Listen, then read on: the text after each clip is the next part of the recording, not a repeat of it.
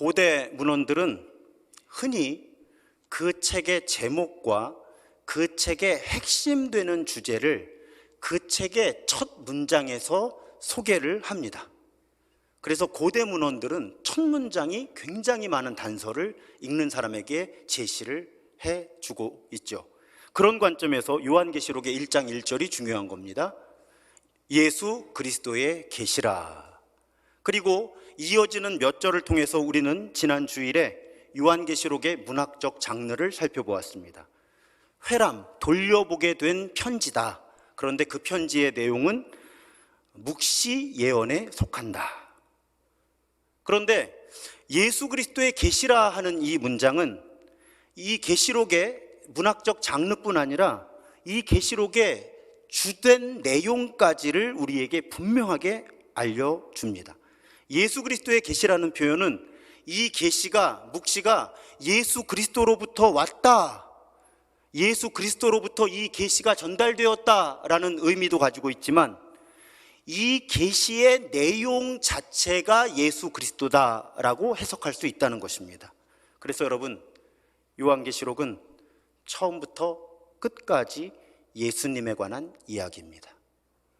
요한계시록의 가장 주된 주제를 한 가지만 뽑으라고 하면 말세에 이루어질 일이 아니고요, 예수 그리스도는 어떤 분이신가, 무슨 일을 하셨고 무슨 일을 하고 계시고 앞으로 무슨 일을 하실 것인가, 요한계시록은 그 이야기를 듣는 사람들에게 전달하기 위해 예수께서 직접 보내신 편지다. 이것을 분명하게 이해하셔야 해요. 요한계시록의 주인공은 예수 그리스도이십니다. 그렇다면 요한계시록은 어떤 이미지들을 사용해서 예수님을 설명하고 있을까?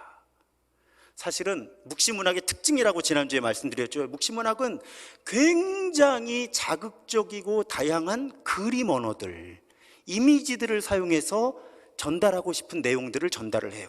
그래서 예수 그리스도를 설명하는 단어들이, 그림 언어들이 요한계시록에 굉장히 많습니다. 저는 그 가운데 대표적인 그림 언어들, 또 이름들 몇 가지를 가지고 오늘 요한계시록이 설명하고 싶어하는 예수님에 대해서 여러분들께 알려드리고 싶습니다. 첫 번째 주목해야 할 표현은 1장 13절에 등장하는 인자 같은 이라는 표현이에요. 인자는 사람의 아들이라는 뜻입니다, 문자적으로 보면. 그런데 그렇게 문자적으로 풀어서는 이 의미를 전혀 깨닫지 못하는 거예요. 제가 지난주에 말씀드린 것처럼 구약을 이해하면 할수록 계시록의 언어는 분명히 드러납니다. 자, 인자 같은 이, 우리 다 잊어버리신 거죠.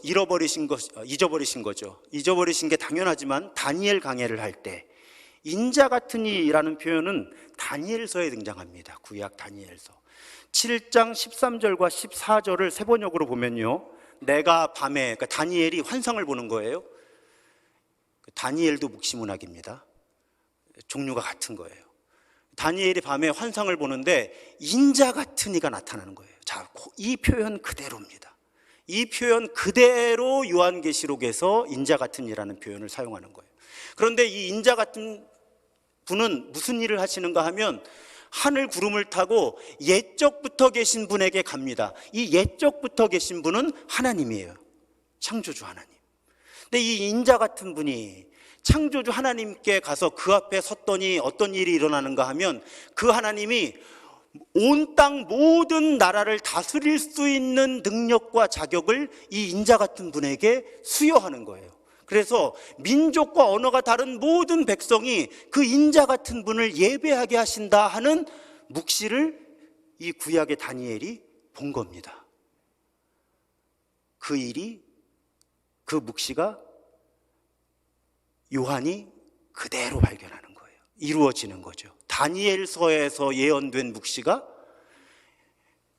요한계시록에서 그대로 이루어지는 겁니다. 그러면 여러분, 다니엘서와 요한계시록에서 인자 같은 이, 따옴표예요. 인자 같은 이 어떤 존재입니까? 우주를 창조하시고 다스리시는 하나님으로부터 이 세상을 다스리시는 능력과 자격을 부여받은 존재, 성경의 인자는 그런 존재예요. 그러니까 지금 요한계시록은 우리 예수 그리스도가 어떤 분이다? 온 세상을 통치하시는, 다스리시는 자격과 능력을 하나님과 동일하게 갖고 계신 분이다. 그렇게 증언하고 있는 것입니다.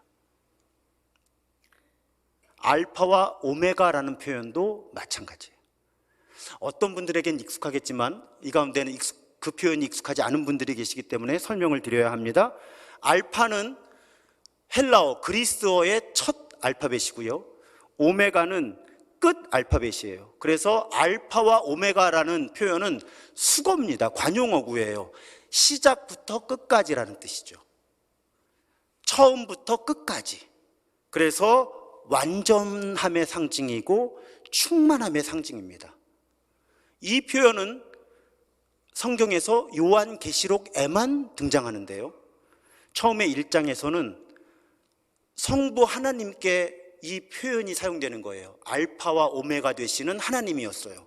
그런데 요한계시록 뒷부분에 가면 21장, 22장에 이르면 이 알파와 오메가라는 호칭도 예수 그리스도께 사용이 됩니다. 예수님이 선언하시는 거예요. 내가 알파와 오메가다. 무슨 뜻이에요? 나 예수가 하나님이다, 이런 뜻이라는 거예요. 그러니까 인자 같으니, 알파와 오메가, 그 밖에 아주 많은 예수 그리스도를 설명하는 표현들, 요한계시록의 의도는 분명합니다. 예수 그리스도께서 하나님이시다. 이 메시지를 전달하고 싶은 거예요. 그 부분이 잘 드러나는 장면이 오늘 본문 4장과 5장에 이어지는 이 4장과 5장은요, 앞으로 살펴보겠지만 저 하늘에서 예배드리는 장면이에요. 이 천상의 존재들이라고 하죠. 하늘의 존재들, 모든 창조 세계를 대표하는 하늘의 존재들이 예배드리는 장면이에요. 그런데 그 예배드리는 장면에 아주 정수가 되는, 핵심이 되는 고백이 오늘 13절이에요. 내가 또 들으니, 요한이 들은 거예요. 하늘 위에와 땅 위에와 땅 아래와 바다 위에와 또 그 가운데 모든 피조물이 이르되, 그러니까 하나님께서 창조하신 모든 세상이 이르되 보좌에 앉으신 이와 어린 양에게 찬송과 존귀와 영광과 권능을 세세토록 돌릴지어다. 자, 이 고백의 의미가 무엇인가 하면, 본래 구약의 유대교는 보좌에 앉으신 이를 예배하는 종교였어요. 보좌에 앉으신 분, 그분이 하나님이세요. 보좌에 앉으신 분을 예배하는 존재였어요. 그런데 갑자기 보좌에 앉으신 분이 예배를 받으시고 계시는데 다른 존재 하나가 쓱 그 자리에 함께 합니다. 어린 양이에요. 그런데 모든 이 창조 세계가 갑자기 저 어린 양도 보좌에 앉으신 분과 동일하게 우리의 예배를 받으실 만한 분이다, 이렇게 외치는 장면을 요한이 보는 거예요. 자, 이 장면의 의미도 아시겠죠? 어린 양 예수가 하나님이시다. 우리의 예배를 받으실 자격과 능력을 갖추신 하나님이시다. 이 고백을 요한계시록은 이런 다양한 그림 언어들을 통해서 이 글을 읽는 사람들에게 전달하고 있다는 말씀이죠. 그림 하나를 보시겠습니다. 15세기에 얀반 아이크라는 분이 그린 신비한 양을 경배하는 장면이에요. 근데 그림을 보면 왕족들, 모든 사람이 지금 예배합니다. 그런데 예배를 받는 존재가 무엇인가 하면 확대를 해보면 양 한 마리예요. 분명히 이 얀반 아이크는 오늘 요한계시록의 장면에 영향을 받은 것입니다. 여러분, 저 양이 범상치가 않죠? 아우라가 느껴지시지 않습니까? 우리 그리스도인들, 성경을 어느 정도 아는 사람들은 압니다. 성경에서 어린 양이라고 하는 이미지는 예수 그리스도를 상징한다. 잘 모르시겠으면 유튜브에서 십자가 묵상 기도회 설교 제목 가운데 예수께서 어린 양이시다라는 설교를 다시 들어주시면 좋을 것 같아요. 보면 제가 볼 때 경동맥에서 피가 흘러나옵니다. 그래서 성찬 잔에 떨어지는 거예요. 보이시죠? 저 어린 양에게서 피가 흘러나와서 성찬의 잔을 채웁니다. 십자가도 보이죠? 누가 봐도 저 어린 양은 예수 그리스도이십니다. 그런데 그 어린 양에 대한 묘사가 독특해요. 본문 6절에 보면 그 어린 양이 일찍이 죽임을 당한 것 같더라. 자, 이 말씀도 이해가 분명합니다. 여러분, 지난주에 말씀드렸죠. 요한계시록은 암호가 아니에요. 성경을 아는 그리스도인들에게는 힌트가 너무너무 많아서 이해하기 어렵지가 않습니다. 일찍이 죽임을 당한 어린 양, 예수 그리스도라는 거 모르는 그리스도인이 어디 있어요? 그런데 그 어린 양에게는 뿔이 7개, 눈이 7개라는 거예요. 성경에서 뿔은 무엇을 상징한다고요? 우리 다니엘 배울 때 배웠어요. 권력을 상징한다고요. 7은 뭐라고요? 묵시문학은 코드가 다 있다니까요. 7은 완전수예요. 그러면 뿔이 7개다라는 표현은 무슨 뜻이에요? 전능하다는 뜻이에요. 자, 그런데 눈도 7개예요. 무슨 뜻일까요? 전지하다는 거죠. 모든 것을 다 보고 아는 존재라는 거예요. 그러니까 이 어린 양이 하나님이시다라는 뜻이죠. 7눈, 7뿔 그림 보면 되게 괴물 같은데 그런 문자적 해석이 아니라는 거죠. 인터넷 실제로 뒤져보시면 양이 눈이 7개고요, 뿔이 7개인데 되게 보기 싫어요. 괴물같이. 근데 그렇게 상상하라는 게 아니죠. 묵시문학의 언어를 제대로 이해하라는 거예요. 이 어린 양의 뿔이 7개, 눈이 7개라는 건 실제로 그 어린 양 그리고 와 괴물 같다 이러한 뜻이 아니라 전지전능하신 하나님이라는 뜻이구나. 이 어린 양 예수가 이렇게 해석을 해야 묵시문학을 제대로 해석하는 거라는 말씀이죠.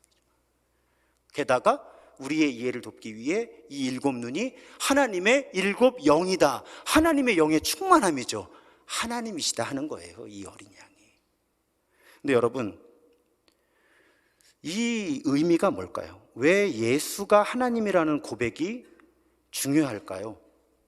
자, 이 계시록이라는 편지를 처음 받아서 이 편지가 낭독될 때 이 편지를 들었던 사람들의 상황을 생각해 보자고 제가 지난주에도 말씀드렸어요. 단지 예수가 주님이시고 그리스도이시다라는 고백 때문에 정치, 경제, 사회, 문화적으로 차별을 당하던 사람들이 당시 그리스도인들이에요. 상거래를 제대로 할 수 없었어요. 게다가 박해를 받기도 했고요. 어떤 그리스도인들은 단지 예수가 그리스도이시고 주님이시라는 고백 때문에 죽었어요. 그런데 여러분, 이 시대 그리스도인들에게는 완성된 형태의 성경이 없었습니다. 신약 성경이 27권으로 완성된 건 4세기예요. 성경이 없었어요. 적어도 공식화된 정경은 없었습니다. 또 한 가지, 이분들에게는 교회가 공인한 신앙 고백이 없었어요. 우리 가끔 예배 시간에 고백하는 니케아 콘스탄티노플 신조, 그 신경, 그 신앙 고백이 공식화된 것이 4세기예요. 사도신경도 마찬가지예요. 온 교회가 모여서 신앙 고백을 공식화하지는 않았다는 거예요. 신앙 고백은 단지 지역 교회들이 공유하고 있었을 뿐이죠. 그럼 여러분, 성경도 없고 온 땅의 교회들이 함께 고백하는 신앙 고백도 없다면 이분들이 얼마나 불안했겠어요. 내가 예수 때문에 차별을 받고 예수 때문에 박해를 당하고 심지어 내 가족들, 친구들이 예수 때문에 목숨을 잃어가고 있는데 지금 우리의 믿음이 가치가 있는 것일까? 혹시 저 유대교인들로 남아있는 사람들이 가르치는 것처럼 실패한 예언자 한 사람일 뿐인데 예수가 실패한 예언자의 한 사람일 뿐인 저 예수, 한 번도 내 눈으로 만나보지도 못한 그 예수 때문에 내가 이런 불이익을 당하고 차별을 당하고 박해를 당하고 생명의 위협을 견디는 게 정말 의미 있는 일일까? 여러분, 처음 그리스도인들은 우리가 상상할 수 없는 혼란 속에서 목숨 걸고 믿음을 지킨 사람들이라는 거죠. 그런데 어느 날 이 편지가 도착하고 힘든 상황에서 예배 가운데 모였는데 이 편지가 낭독이 되면서 분명한 메시지가 처음부터 끝까지 일관되게 주어지는 거예요. 예수 그리스도가 하나님이시다. 그리고 천상의 예배 장면이 소개되는 거예요. 우리의 믿음이 결코 헛된 것이 아니구나. 우리가 예배하는 그 예수 그리스도, 그 우리의 주님, 그 주님이 하나님이시고 우리의 예배를 받으시기에 합당하신 분이구나. 우리가 차별을 당하고 박해를 당하고 어떤 어려움이 있어도 예수가 주님이시고 그리스도이시다라는 이 고백을 붙들고 살아야겠구나.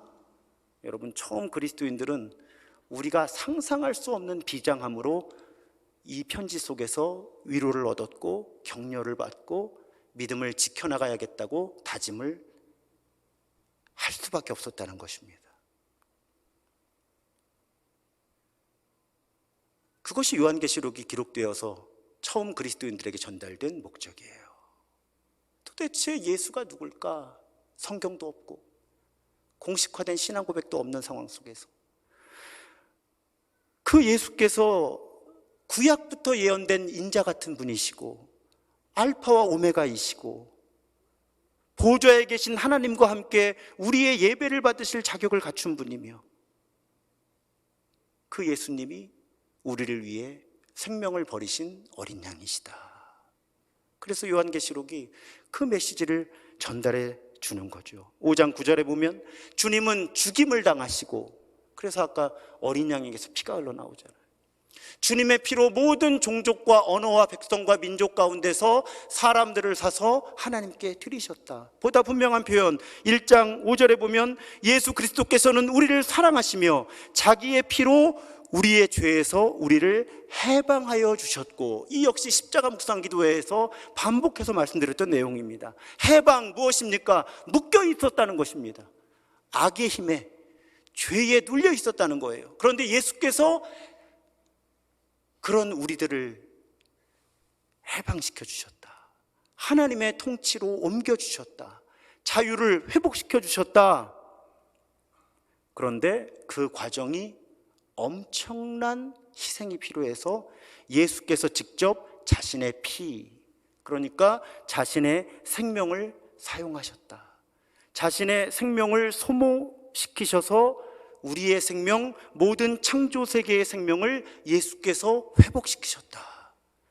그 복음, 좋은 소식을 요한계시록이 처음 그리스도인들과 우리에게 전달하고 있는 것입니다. 그런데 요한계시록의 언어가 묵시문학적인 코드를 갖춘 그림 언어라고 말씀드렸잖아요.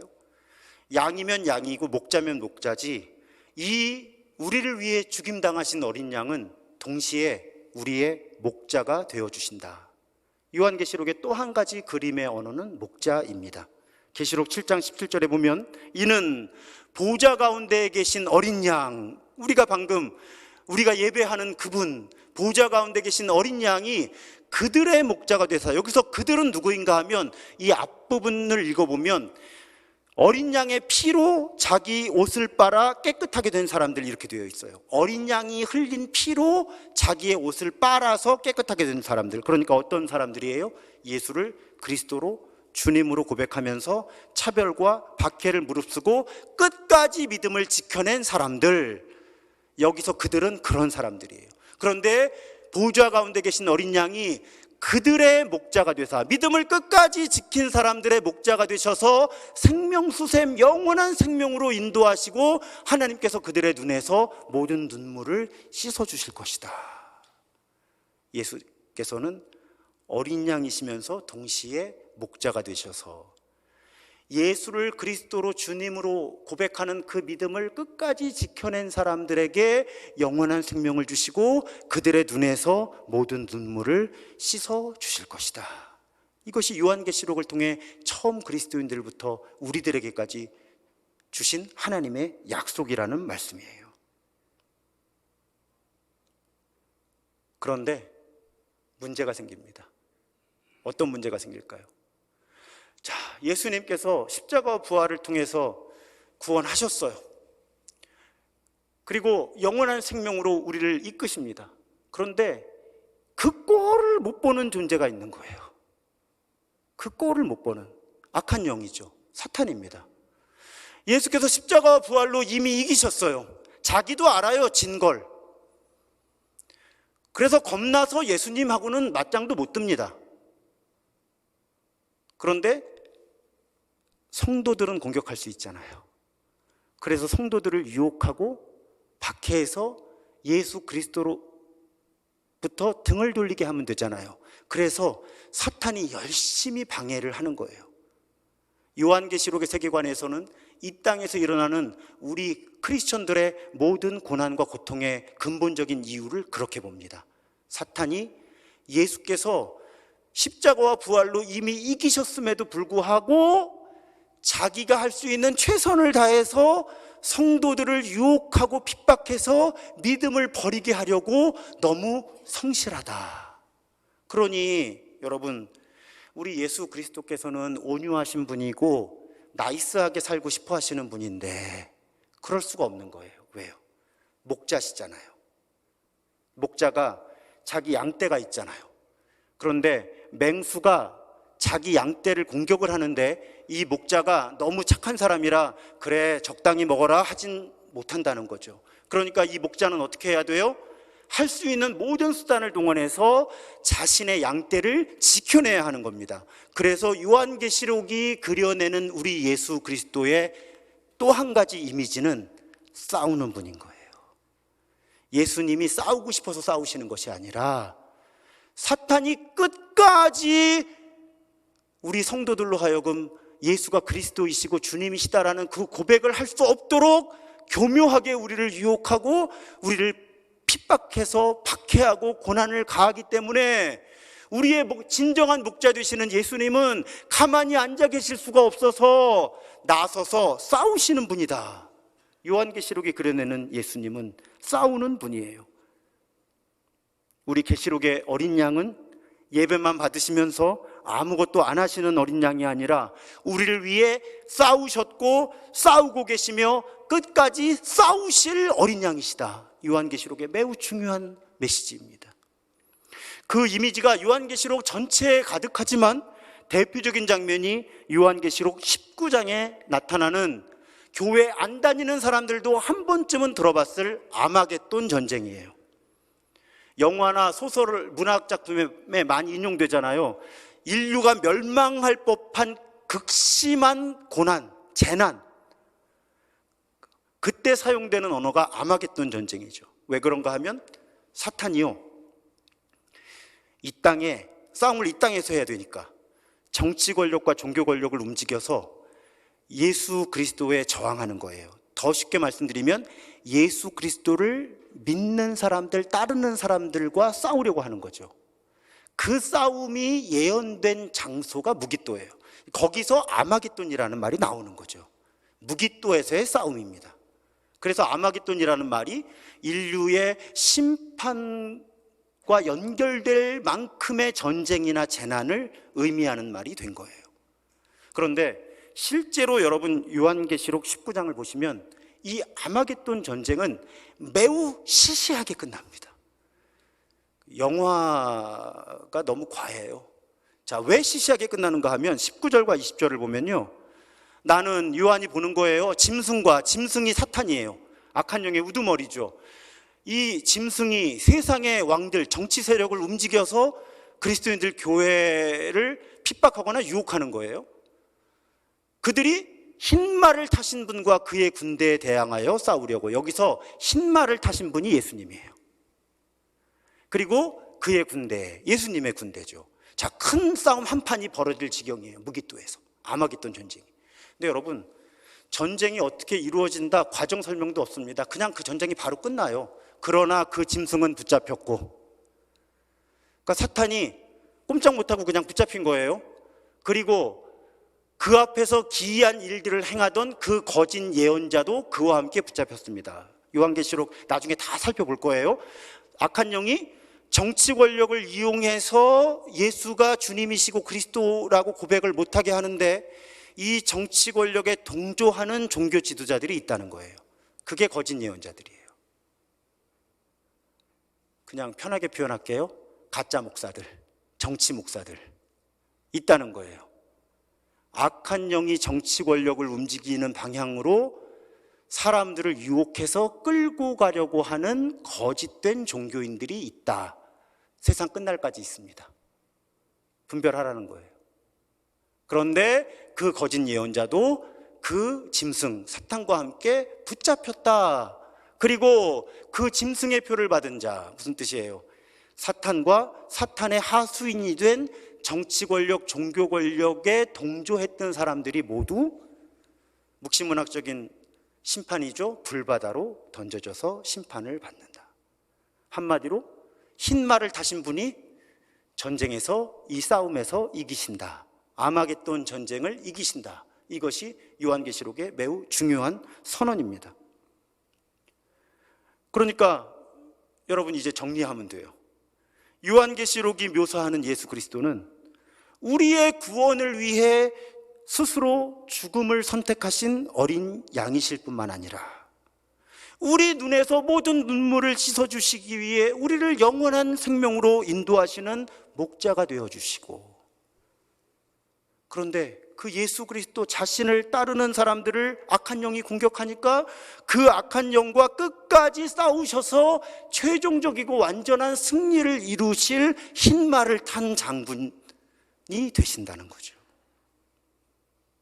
그리고 이 세상을 창조하신 하나님의 통치를 위임받아서 이 땅을 다스리시는 인자 같은 분이시고, 역사를 시작하시고 끝까지 이끌어 가시는 알파와 오메가가 되신다. 참 쉽죠? 요한계시록은 이 이야기가 하고 싶은 거예요.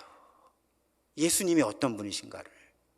성경 전체에 흩어져 있는 그림 언어들을 다 모아서 예수님이 어떤 분이신가를 당시의 모호함 속에서 믿음을 지킬 수밖에 없던 사람들, 또 그 이후에 우리 같은 그리스도인들에게 예수 그리스도가 어떤 분이신지를 알게 해주시기 위해서 예수님이 직접 써보내신 편지라는 말씀이죠.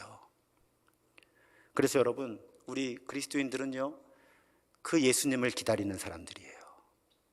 왜냐하면 요한계시록에서 예수께서는 반드시 다시 오시겠다고 약속하시거든요. 계시록 22장 12절을 보면요, 보라 내가 속히 오리니, 예수께서 다시 오신다는 거예요. 내가 줄 상이 내게 있어서 각 사람에게 그가 행한 대로 갚아주리라. 여러분, 이 표현도 잘 이해하셔야 되는데, 예수님이 다시 오신다, 우리 신앙생활 오래 하신 분들에게는 익숙합니다. 예수 그리스도의 재림이라고 부르는 거죠. 다시 오신다. 그런데 이 표현도 잘 이해하셔야 합니다. 어디 안 가셨어요. 사실은 그냥 문학적인 표현으로 보좌에 계신 거지, 지금도 예수 그리스도는 우리 곁에 계시고 우리 안에 계십니다. 그런데 이 재림의 의미라는 건 뭐냐면, 조금 쉽게 말씀을 드리면, 역사의 어느 지점에 이르면 예수께서 모든 사람이 알아볼 수 있는 존재로 이 땅의 모습을 다시 드러내시겠다는 거예요. 지금은 우리가 예수 그리스도의 영 혹은 성령으로서 예수를 만나는 거죠. 그 예수와 동행하는 거고 그 예수와 친밀하게 사귀는 겁니다. 그런데 역사의 어느 지점에 이르면 예수님께서 역사의 어떤 지점에 우리와 똑같이 몸을 입고 성육신하셔서 우리 눈에 보이셨던 것과 마찬가지로 예수께서 다시 이 세상의 모습을 드러내셔서 최종적이고 완전한 구원을 이루시겠다, 이 선언이 예수 그리스도의 재림의 약속이라는 거예요. 그때까지 안 오시는 거 아닙니다. 그때까지 내 곁에 계시지 않는 게 아니에요. 이런 문학적인 표현들을 이해하는 문해력이 높아져야 성경을 제대로 이해하는 거라고 제가 반복해서 말씀을 드리는 거죠. 드러내시는 날이 온다는 거예요. 처음 오실 때처럼 자신을 이 세상에서 드러내시는 날, 그리고 최종적이고 완전한 구원을 이루시는 날이 반드시 온다는 것입니다. 그런데 여러분, 그 예수 그리스도의 재림의 약속을 가지고 성도들을 협박해서는 안 됩니다. 왜 그런가 하면, 여러분 오늘 본문을 잘 보세요. 예수님이 무엇을 가지고 오시겠다고요? 상을 갖고 오시겠다고요. 어떤 사람들을 위해서? 우리 같은 사람들을 위해서. 여러분, 예수가 그리스도이시며 주님이시다라는 고백, 얼마나 이 고백을 하지 못하는 사람들에게는 어리석은 고백입니까? 그런데 우리 같은 사람들, 그 어리석은 고백을 그냥 우리 삶의 기준으로 삼고 살아있는 동안 끝까지 예수가 나의 그리스도이시며 주님이십니다라는 그 신앙을 고백하면서 그 신앙 고백에 어울리는 삶의 길을 걷는 사람들에게 예수 그리스도의 재림은 상을 주러 오시는 거란 말이죠. 상을 주러 오시는. 물론 그 길을 선택하지 않는 사람에게는 심판입니다. 이건 나중에 살펴볼 거예요. 하지만 여러분, 적어도 지금 함께 예배를 드리는 우리에게 예수께서 다시 오신다는 약속은 상을 받는 날을 기다리라는 거예요. 상을 받는 날을. 끝까지 악과 타협하지 않고 예수를 그리스도로 주님으로 고백하며 그 고백에 합당한 삶의 길을 신실하게 걸어가는 사람들에게 예수께서 재림하시는 날은 심판의 날이라기보다는 구원의 날인 거죠. 완전히 구원받는 날. 벌 받는 날이 아니라 상 받는 날임을 믿으시기 바랍니다. 왜 우리가 우리의 믿음 때문에 두려워해야 합니까? 이건 정말 잘못된 거예요. 우리는 우리의 믿음 때문에 소망에 차서 살아야죠. 기대감에 차서 살아야죠. 왜 우리의 믿음 때문에, 이 성경 때문에, 하나님의 약속 때문에 우리가 눌려 살아야 합니까? 그것은 성경을 잘못 읽어 내려가는 거예요. 적어도 우리 그리스도인들에게 예수 그리스도의 재림은 상 받는 날을 기다리는 거예요. 상 받는 날을 기다리는 거예요. 그래서 요한계시록을 처음 받았던 처음 그리스도인들과 우리가 아멘 주 예수여 어서 오시옵소서를 외치는 거예요.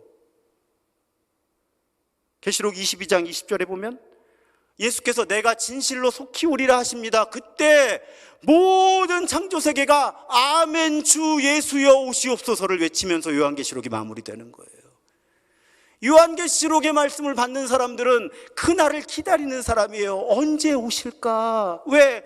그분이 오시면 끝나거든요. 우리의 모든 고통이, 우리의 모든 슬픔이, 우리의 모든 아픔이, 우리의 모든 수고가. 그래서 우리는 그날을 기다리는 사람들이에요. 예수님 어서 오십시오. 그 의미를 담은 유대인들이 당시에 사용하던 아람어의 표현이 마라나타예요. 사실은 이 마라나타라고 하는 단어는 고린도전서 16장 22절에 사용됩니다. 우리 주께서 오신다 이런 뜻이에요. 근데 요한계시록은 헬라어로 쓰여졌기 때문에 이 부분이 마라나타라는 단어를 사용하고 있진 않아요. 그렇지만 만약에 요한계시록을 유대인들의 언어인 아람어로 썼다면 바로 이 부분에 마라나타가 들어오는 거죠. 그래서 주로 이 부분의 요한계시록을 나눌 때 우리가 마라나타라는 단어를 배우는 겁니다. 그 의미는 우리 주님께서 오신다 이런 뜻이에요.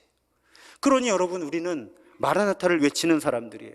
그래서 여러분, 우리 성찬을 나눌 때마다 여러분 잘 인지를 못하실 수도 있는데 제가 일부러 성찬 예식을 우리 교회에서 할 때 줄이지 않으려고 너무너무 노력하는 거예요. 왜냐하면 성찬에 너무나 아름다운 신앙 고백들이 가득 차 있는데 교회들이 시간 없다고 성찬을 다 줄여서 그냥 신앙 고백도 없이 떡과 포도주만 먹고 마시거든요.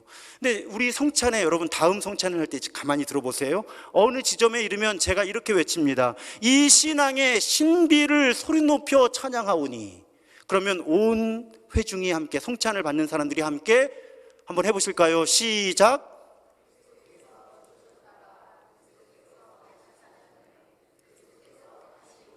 이 신앙 고백을 하는 사람들인 거예요, 우리가.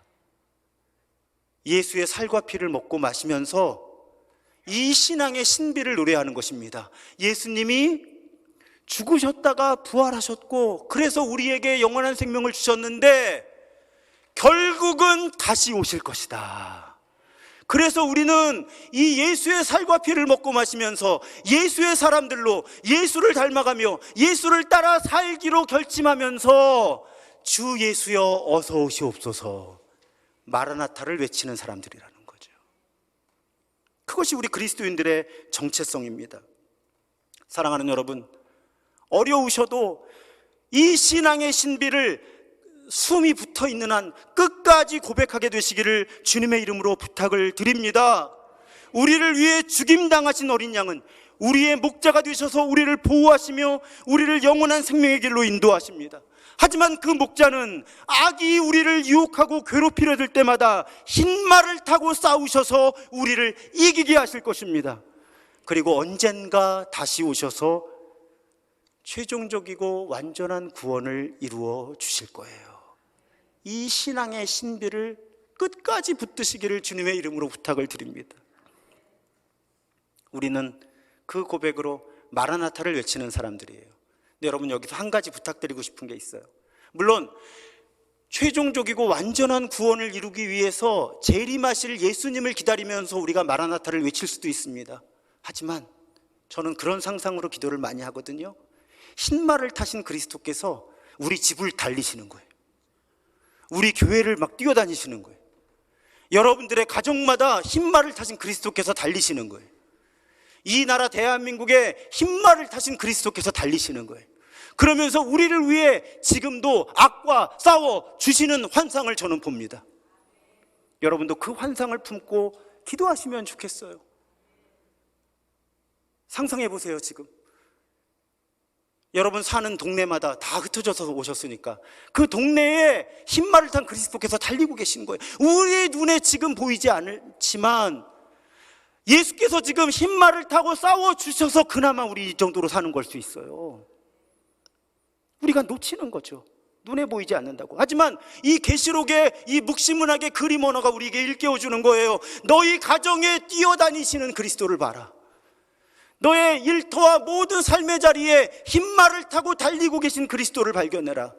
이 나라 대한민국에 흰말을 타고 달리시는 그리스도를 발견해라.